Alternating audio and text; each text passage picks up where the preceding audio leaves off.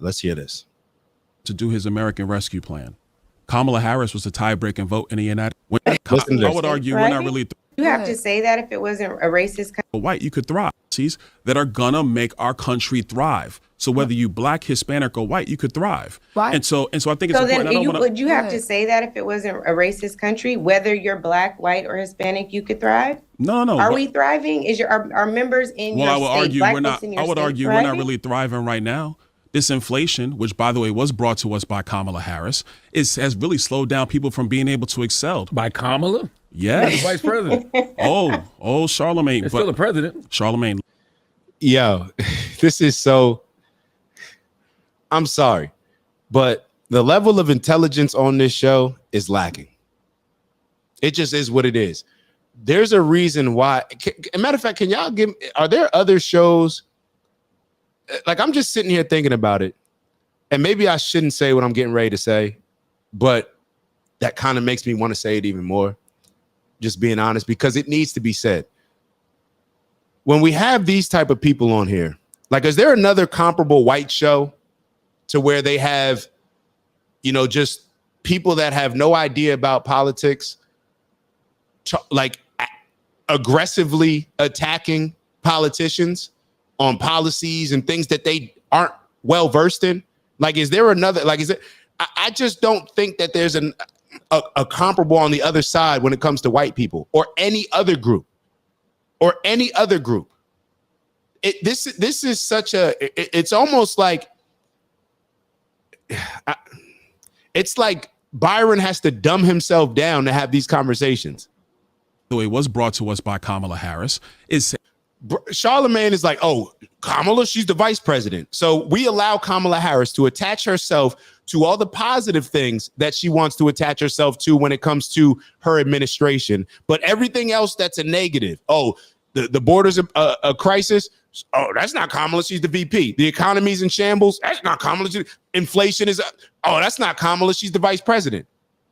Oh, this thing is. Oh, unemployment. Yeah, Kamala. She's the vice president.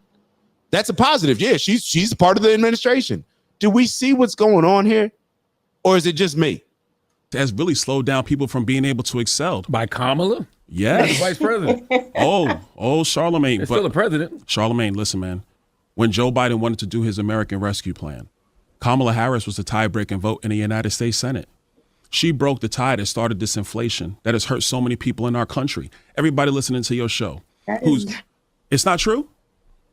First of all, it's you sure you want to go there? Tie-breaking vote. You sure you want to go there? Go outside, Congressman, when you go outside. You sure you want to go there? Okay, let's go there. You got notes. You got notes, Angela, right? That's fine. I have notes. You saw. This is, and pay attention to this because I was not aware of this. So I'm not sure if y'all are just more, if y'all have done more research than me. I wasn't aware of this. So this may be something that's a little bit different than what you previously heard. I'm going to go back just a couple seconds. It's not true? First of all, you sure you want to go there? Tie-breaking vote. You sure you want to go there? Go outside, Congressman, when you go outside. You sure you want to go there? Okay, let's go there. You got notes. You got notes, Angela, right? That's fine. I have notes. I'm gonna give it to Charlemagne. I'm gonna give it to Charlemagne. Is that on every question I've asked, because Angela, hold on now. For every infrastructure project in your community, you can go to third page just to highlight a portion. Joe Biden and Kamala Harris and the Congress that voted for the American Rescue Plan. So for every infrastructure project, she said we should thank Joe Biden and Kamala. Like, what does that have to do with what y'all are talking about? It's like every time she's proven wrong, she tries to move the goalposts to another area that they're not even discussing. But should we be surprised? Angela, that's what should be happening. Larry Summers wrote an op-ed back in 2021. Larry Summers was the Treasury Secretary for Bill Clinton. He was an economic advisor to Barack Obama. Mm-hmm. He said that the American Rescue Plan that Joe Biden wanted, that Kamala Harris was the tie-breaking vote in the United States Senate, would create a massive inflation that we have not seen in a generation. Well, guess what? Larry Summers was correct. You know who also was correct, Angela? I was, because I was in the budget committee when they brought the bill. And I said in that committee, it's going to cause massive inflation. That's what happened. So the problem we have in our economy today is that prices have gone up massively. Wages adjusted for inflation is down. People's pocketbooks are hurting. but we have a presidential election in 40 days. So, and I'm gonna ask Envy this question. Envy, you're in the housing business as well. I know because I watch. I listen to the show. Interviewed. No, I'm just asking them a question. Chill, Angela. So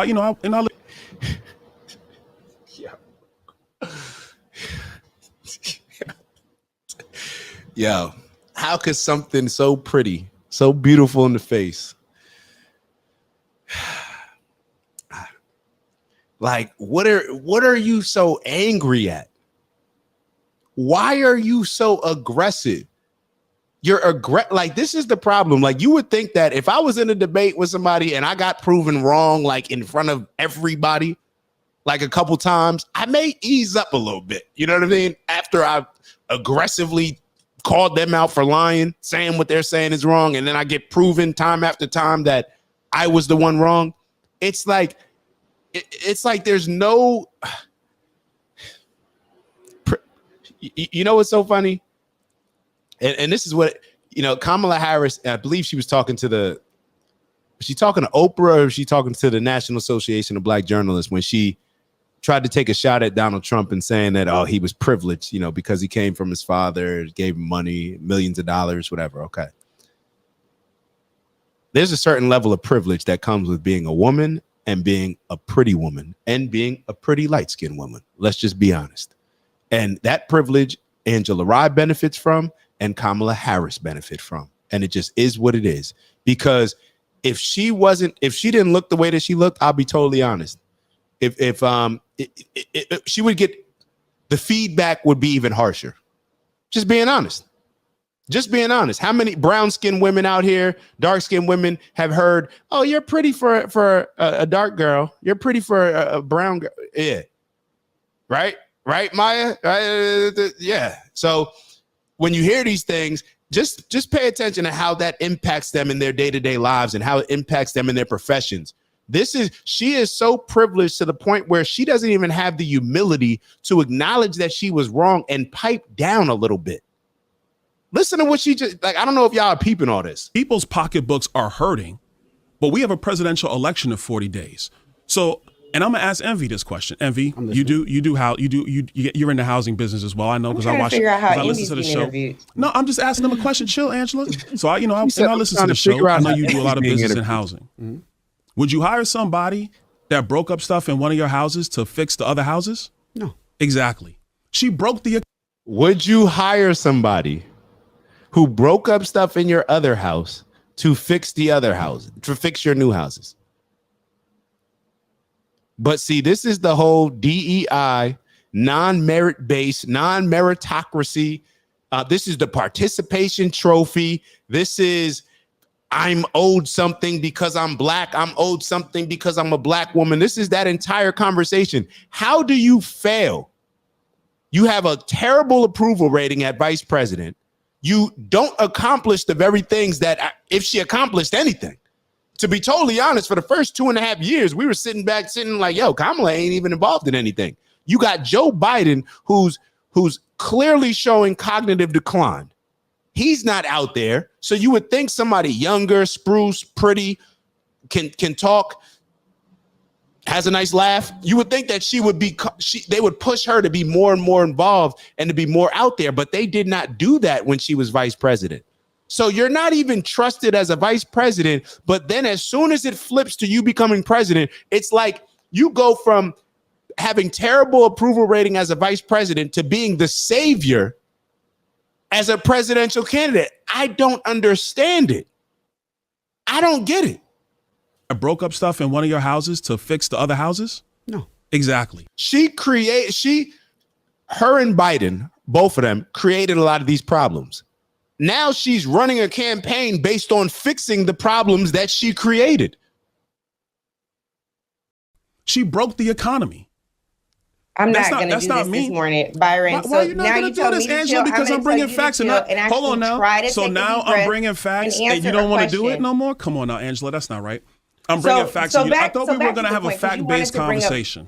I want to have a fact-based conversation. You wanted to bring up votes. And so let's talk about votes. Go ahead. You have a 96% voting record with Heritage Action. Angela, I'm not running for president, but we can talk about for those who are listening, yeah. Heritage Action is a part of the Heritage Foundation, which is the architect of Project 2025, which we can talk about more later. Okay. You voted no on HR 8404, which would provide federal recognition and protection to interracial couples. And that actually is a law that would benefit you, Congressman, given your marriage. You voted no. HR. I don't know if y'all peeped the shot. He's married to a white woman, I believe. His wife is white. This entire exchange over these next couple minutes is pretty interesting. Let's peep what I don't know if y'all see.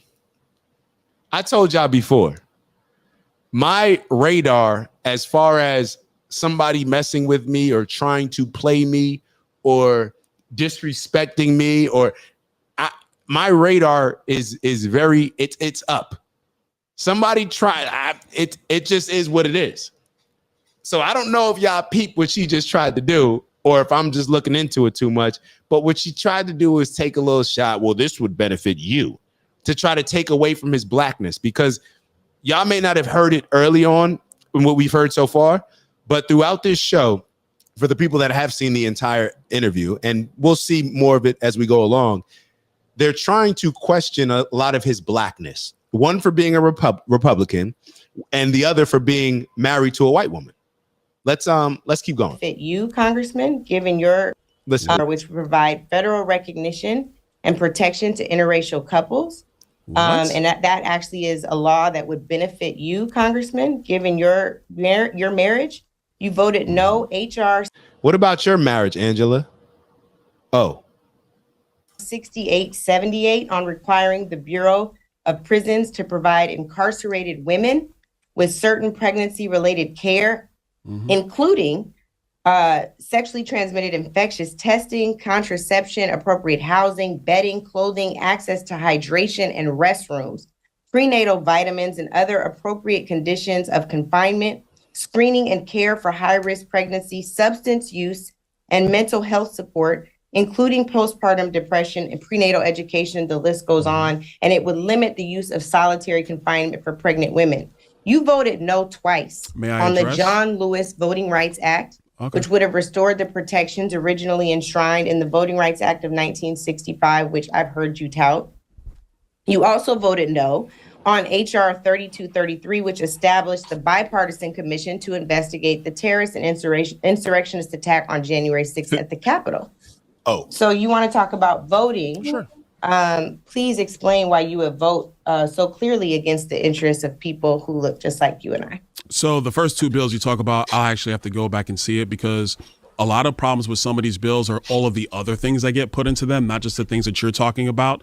Specific to the John Lewis Voting Rights Act, the reason why I did not vote for that bill is because that bill would reinstitute what's called pre-clearance.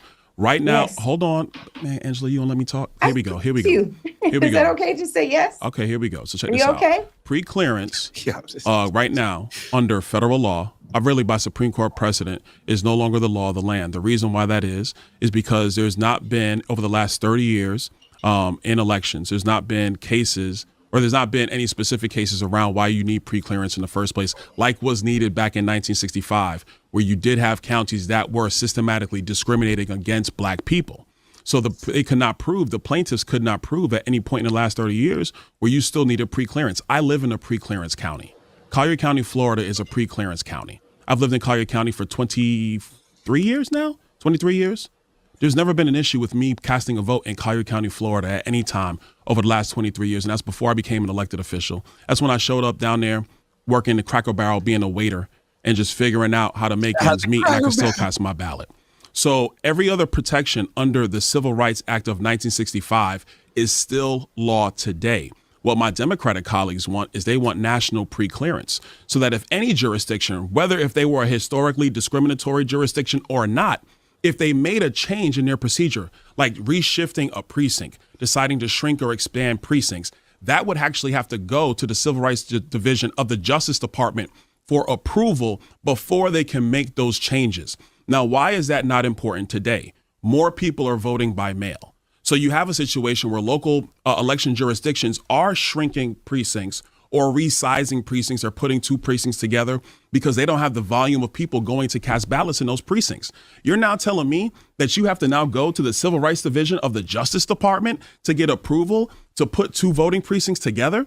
That's why the John Lewis Act, and all due respect to John Lewis, great man, phenomenal career, but that's why that bill of putting pre-clearance in nationally, even in jurisdictions where there were no historical discrimination of black people, is not necessary legislation. Those are the details. And this is on the other side of 747. All right, so we're going to move ahead. Hold on. Y'all know I would love to sit here and watch the whole thing with y'all, but I just want to skip ahead just a minute or so. Hold on. It's Dak. Just want to thank you for checking out our video and visiting the OG Network. If you enjoyed the video, please make sure that you give us a like. And if you're looking to join a community of inspired individuals striving for purposeful abundance, subscribe. And if you're feeling real generous, share the video with some friends and family. All right, I'll see y'all soon. Ew.